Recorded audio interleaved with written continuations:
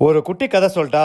இந்த மேட்டுப்பாளையம் தெரு ஓரமா மேலோங்கி கிடந்த குப்பைகளை அகற்றிட்டு மேல போறதுக்காக நான் தயாரா இருந்தேன். கோவாலு கோவாலு மேல போகணும்டா கோவாலு அப்படின்னு நினைக்கும் போது மனசுக்குள்ள ஒரு பீதி இருக்கத்தான் செஞ்சுது. இந்த பயணம் கீழே இருந்து ஆரம்பிக்கும் போது தரைமட்ட நிலம், அதாவது பிளாட் லேண்ட் அப்படின்றதுனால பிரச்சனை இல்லை. ஆனா கொஞ்சம் வெயில் அடிக்கிற மாதிரி இருந்தது. அதனால வண்டியை கொஞ்சம் ஓரம் கட்டி தொப்பியெல்லாம் மாட்டிக்கிட்டே கொஞ்சம் தண்ணியை குடிச்சிட்டு கிளம்புனேன். நானே எப்படா போய் சேர போறோம் அப்படின்ற பீதியில ஓட்டிட்டு இருக்கிறேன். நம்மள ஏத்துற மாதிரியே வராங்க பாருங்க. இந்த பயணத்தை வெற்றிகரமா கடந்து மேல போய் சேர்றதுக்கு ஒரு உந்து சக்தி பாட்டு ஒன்று சொல்லுங்க. அதாவது மோட்டிவேஷன் சாங்.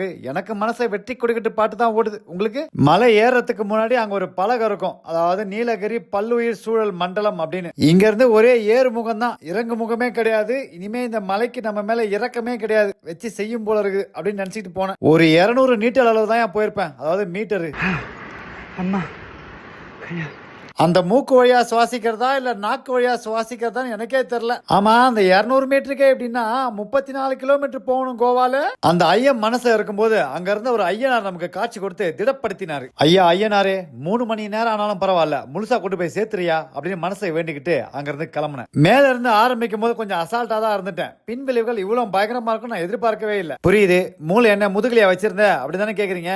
என்ன செய்யறது, ஆர்வ கோளாறு பயலுக்கு பூரா அவஸ்தைப்படணும் அப்படின்னு பக்கத்து பாட்டி சாபம் ஓட்டுறது இப்பதான் ஞாபகத்துக்கு வருது. கொஞ்ச தூரம் தான் ஓட்டி இருப்பேன். மூச்சில இருந்து முதுகு வரைக்கும் ஓய்ந்து விட்டது. அதனால உட்காந்து தண்ணியை குடிச்சிட்டு இனிமே நடந்தாதான் சரி வரும் அப்படின்னு நடக்க ஆரம்பிச்சேன். ஆகட்டுண்டா தம்பி ராஜா நடராஜா, இனிமே கஷ்டம்தான், ஓட்டினா நஷ்டம்தான். கொஞ்ச நேரத்துல வண்டியை தள்ளுறது கூட கஷ்டமா இருந்ததுப்பா. முடிஞ்ச அளவுக்கு மூச்சை பிடிச்சி தள்ளி போனா முடியல, மறுபடியும் உட்காந்துட்டேன். என்ன வைக்க, மேல் சட்டை கால் சட்டை நடுவுல ஒளிஞ்சிட்டு இருந்த இடுப்பு சட்டை எல்லாம் நனைஞ்சு போச்சு. ஆனா அண்ணன் எப்பவுமே உசாரு, தாயாரா தான் வந்தா போல. முழுக்கால் சட்டையை கழட்டி போட்டு அரைக்கால் சட்டையோட உட்காந்துட்டு இருந்தானா அப்பதான் அந்த சம்பவம் நடந்தது. திசையே பார்த்து போயிட்டு இருந்த ஒருத்தர் என் திசை நோக்கி வந்து வணக்கம் சொன்னாரு. யாருன்னு பார்த்தா நம்ம விசிறியா. ஆஹா, துன்பத்திலும் என்ன ஒரு இன்பம். நம்மளை மதிச்சு வந்தவருக்கு நான் ஒரு வணக்கத்தை வச்சுட்டு எப்படியாவது இந்த வாட்டி ஓட்டிட்டு போறணும்னு சொல்லி வண்டியை ஓட்ட ஆரம்பிச்சேன். அப்படி ஓட்டும் போது இந்த பாட்டு நமக்கு ஞாபகத்துக்கு வந்தது. சரியான பாட்டு. ஊட்டி மலை ரோட்டு நில ஓடுது பார் சைக்கிள் வண்டி, காடுகளை மேடுகளை கடகடவென கடக்கும் வண்டி, ஓட்டுவது யாரு இங்கே பாரு.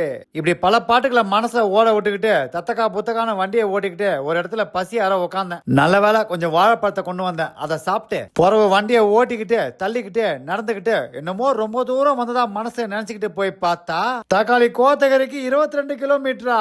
செத்தாயா சேகரு. இது தேவையா, அட போங்கயா, இன்னும் 22 கிலோமீட்டரா. அடுத்த குட்டிக்கு சொல்றேன்.